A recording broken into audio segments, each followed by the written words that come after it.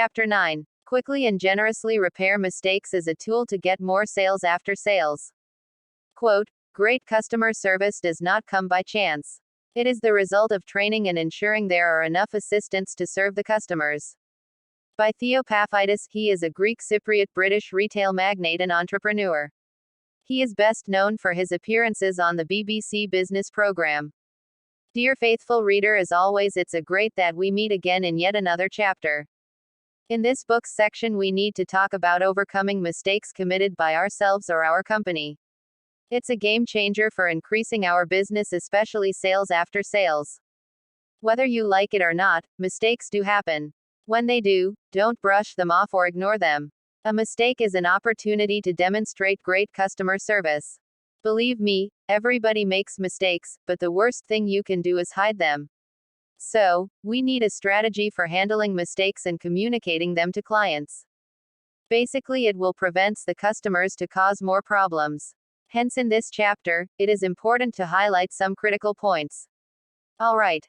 In essence, there are some issues you or your company concerning our readiness to accept and own our mistakes and to determine to solve them immediately.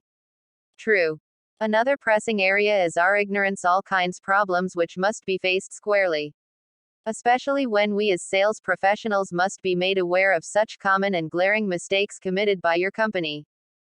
Furthermore, being a proactive sales professional, he or she must take heed of various problems involving the how and why, and subsequently do report company's errors to our customers. Lastly, we must decide whether or not to consider compensating the dissatisfied customer. That said, shall we dig deep into the core of the chapter? Okay. Thanks. One pressing issue that need mentioning is that you or your company needs to have ownership of mistakes. By doing so, your company will start to build the best reputation possible and get plenty of repeat business. On the question of owning your mistakes and taking fully responsibility, it is the hallmark of successful people in life and business. Whether you're the CEO of a multinational corporation or a solo dedicated sales personnel, integrity is the keystone to your company's customer care. Good after-sales service means you or your accepts our company's mistakes without hiding them or blaming others. And this takes great confidence. This type of confidence impresses customer or buyers when you do own up to the mistakes. Especially when you're a proactive sales personnel when you points them out first. Agreed. Most of all, taking responsibility for your company's mistakes builds trust. Sure, it's important to try to minimize errors by doing good work, but since mistakes can't be avoided entirely, clients will trust you more if you admit them. The quicker you do, the fewer problems a mistake will cause, and your clients will know you're looking out for them.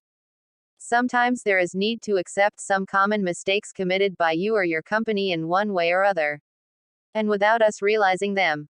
Regardless, there are plenty of mistakes you or your employees could make, but some are common among sales staff. Below are some of them which are listed below. One of them could involve missed deadlines. Truly, missed deadlines are some of the most frustrating sales department mistakes. Of course, it's best to do everything in your power or that of your company not to be late. But sometimes circumstances prevent the task done on time. But most of the time, missed deadlines come from poor time management and taking on too much work. No matter what the reason, it's important to anticipate missed deadlines and poor communication with buyer ahead of time. If you're late on a few occasions, good communication like this can help you build a strong bond.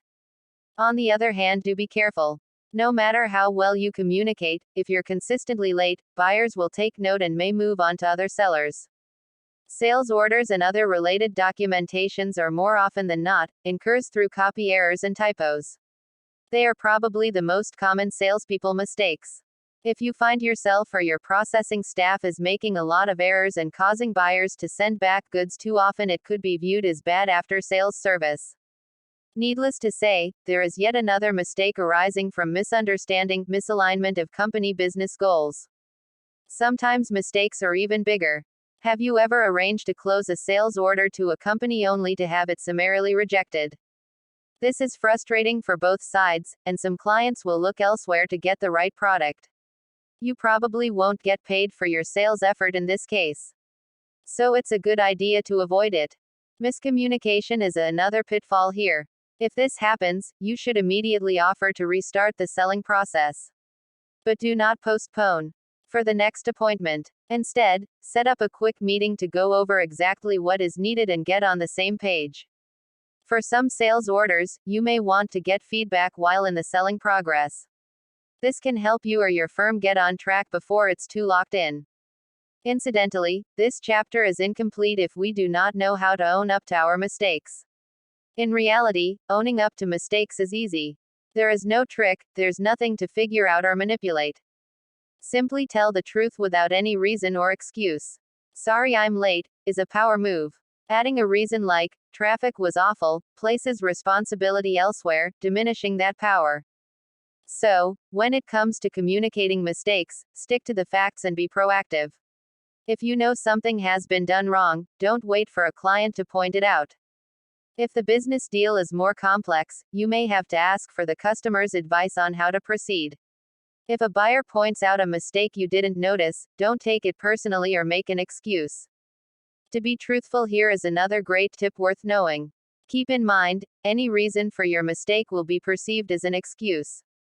Just leave that part off. Thank the buyer for telling you, and let them know when they can expect the fix.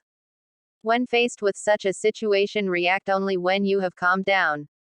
Normally, clients or customers are not always friendly and nice when they point out our mistakes. In fact, it is a good idea to make a habit of never responding right away, since when you're upset, you may not have the judgment to decide to wait. Calm down first and consider your client's perspective. Formulate the most generous response you can, and only respond when you're sure your response is respectful and productive. If you must know, here is yet is still another technique of handling mistake, which is better known as brainstorm solutions. Last but not the least, there is the matter of when should your company consider compensating the customer. We must accept the fact that mistakes cost time and money, especially if they aren't caught early. In some cases, you may need to compensate the consumer in one way or another. This doesn't necessarily mean a refund. It usually means giving more of your time. As a rule, if a mistake is your fault, you should fix it. This is a form of compensation because you're adding time to the sale. So that you can be generous about this, you should always build in time for fixes into your schedule. It's wise also to define how many revisions come with the cost of a deal. If you have made a bad mistake, you can't completely fix, or if a mistake has caused a lot of headaches, you might consider offering a gesture of goodwill like a discount on the next project. Yes, this will cost you a little, but in the long run, it will help you grow a great reputation and build your business. Quite a mouthful, I may say. Okay or not? To sum up, on the chapter of handling mistakes quickly and generously as a tool to get more sales after sales, here are pointers need repeating. Yes. If you still remember, there is the issue of your company's commitment to own and solve mistakes. As said, great sales professionals must recognize some common and glaring mistakes committed by your company. Without sounding like a parrot, it must be mentioned again, good sales professionals always be proactive on areas involving the how and why of mistakes. On the hindsight, salespeople should also report company's errors to our customers. One last thing that needs repeating is that our company without fail needs to decide when should our company think of compensating the customer. Before closing these chapter, we need to declare what can we do to mitigate mistakes committed by our company or ourselves. Without mincing words, my frank advice is to you to think hard on how to serve our customer well without making any silly mistakes whatsoever. Are you game? I hope you are. As a reward for finishing this chapter, here is wonderful quote by Lisa Masiello. She is an author, entrepreneur, and champion of women's advancement and entrepreneurship. She says, "Happy customers are your biggest advocates and can become your most successful sales team." End of chapter.